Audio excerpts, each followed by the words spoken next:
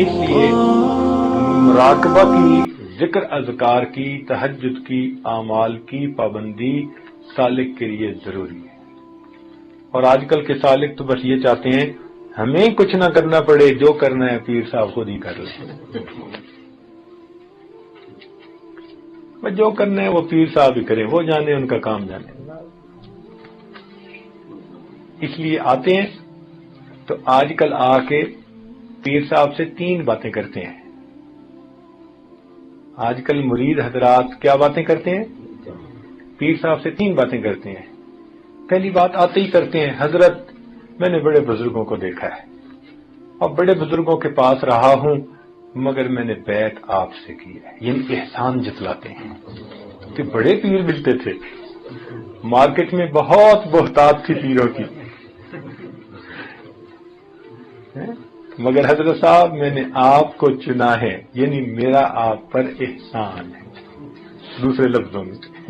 تو پہلی بات یہ کرتے ہیں، حضرت میں نے فلاں بزرگ کی صحبت میں بیٹھا، فلاں کی محفل میں بھی گیا، فلاں کے پاس بھی بیٹھا، یہ سارے تذکرے کرتے ہیں۔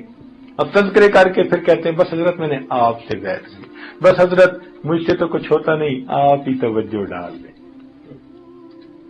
مجھ سے تو کچھ ہوتا نہیں، آپ ہی توجہ ڈال دیں، ویسے مجھے جلدی واپس بھی جانا ہے۔ یعنی بات بھی کی اور بات کر کے اگلی بات کیا کرتے ہیں کہ مجھے جلدی واپس بھی جانا ہے۔ اور دوسری بات یہ کرتے ہیں، حضرت بس وہ آج کل کچھ کاروبار جو ہے نا وہ ٹھیک نہیں چل رہا، بس کچھ پڑھنے کو بھی بتا دیں، اور ویسے میں نے جلدی واپس جانا ہے۔